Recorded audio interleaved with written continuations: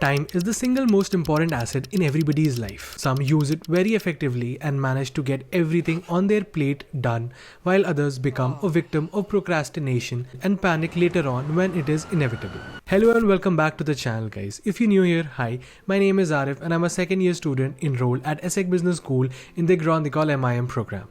And today I'm going to be sharing some tips and techniques that I use as a student to manage my time. So to give you a little bit of background, as a student right now at ESSEC, I am following what is known as apprenticeship, where I am basically going to the school as a student for 2 days a week and then working at the company for 3 days a week. Managing all of this alongside creating such videos for YouTube and Instagram, blog posts for my website and all of the other content creation stuff that I do, and keeping my social skills alive obviously requires me to manage my time very efficiently. So let's talk about how I manage my time as a student. So let's start with tip number 1, which is time blocking. And the basic idea behind time blocking is that you take any calendar or even a piece of paper and block out specific times for the important tasks you have throughout the day. Normally, what we need to do in a day, we can keep all of that information in our head. But I like to follow the philosophy that our brain is for having ideas and not for storing them. Hence, I use a calendar to block out some time every day for the important things that I need to get done. Obviously, I also tackle the biggest question sometimes when it comes to time blocking, that what are the things that I actually need to block time for.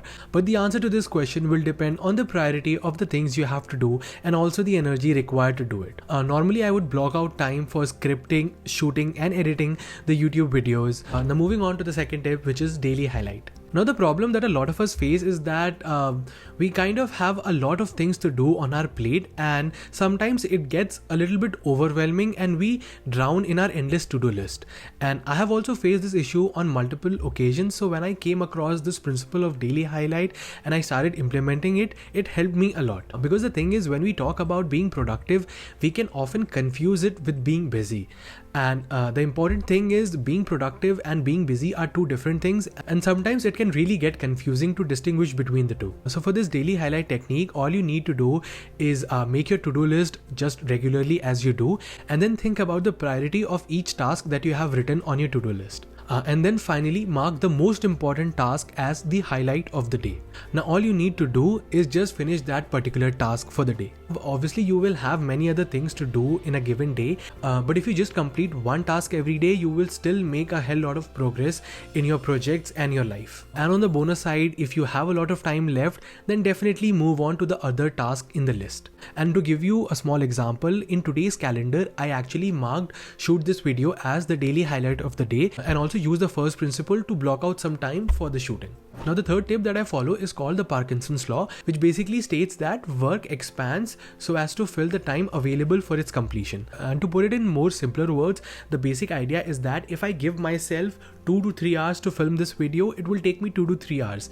But if I set myself a reminder or a task that I just have 45 minutes to film this video, then I will just take 45 minutes. And this has become a very neat trick in my arsenal, because sometimes when I have an assignment deadline, which is like 1 week into the future, I don't actually schedule myself 1 week for that assignment, because if I do, it will take me 1 week to complete that assignment, or maybe I will just procrastinate it till the very last day and then complete it on that day. So I basically create artificial deadlines, such as just 3 days for the assignment deadline, and I block some time out on the calendar for that. So now, since I have this 3-day deadline, so the work that is required to complete that assignment will basically fill in those 3 days.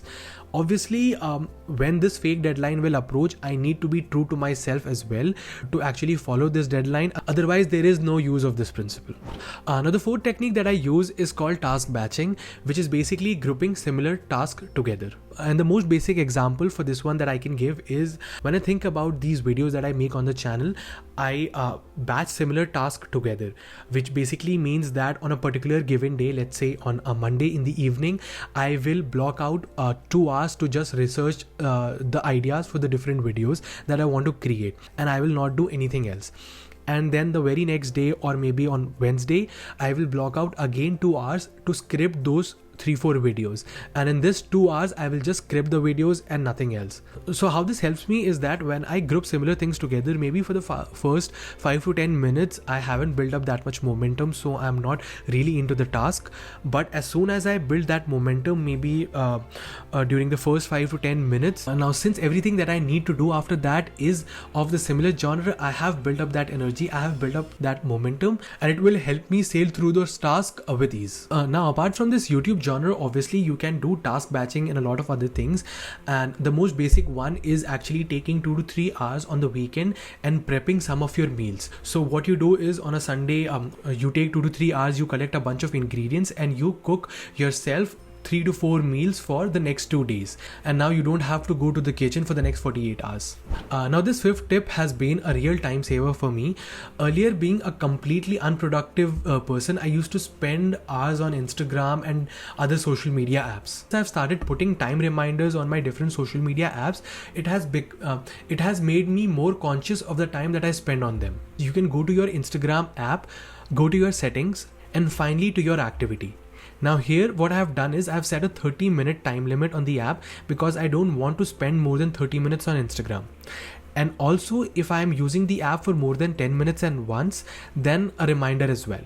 Just because of these 2 reminders, which I've also put on other social media apps, I have been able to significantly reduce my social media time. Now, after talking about how we can reduce our time on distracting apps, let's talk about how we can increase our efficiency when we are actually working. And the technique that I'm talking about here is called the Pomodoro Technique. And to put it very simply, Pomodoro Technique is nothing but just keeping a timer when you're working and splitting the entire work session into different blocks of work and rest. For example, if you're working for 1 hour, then split that 1 hour into 2 sections of 30 minutes each, and each of those 30 minutes should be 25 minutes of work and 5 minutes of rest.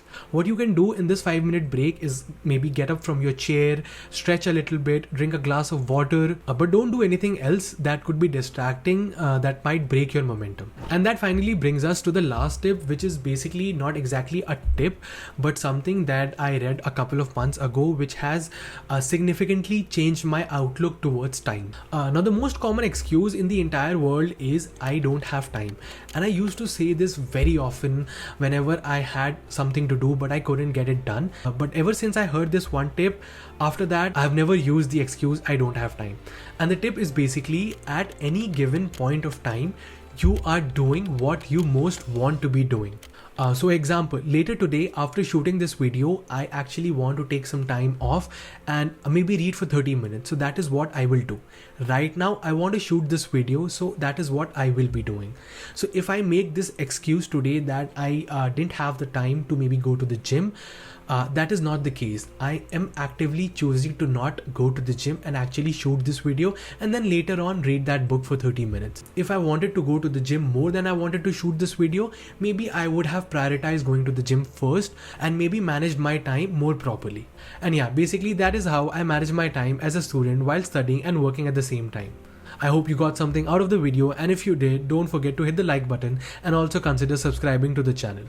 As always, thank you for watching and I will see you in the next one. Bye bye.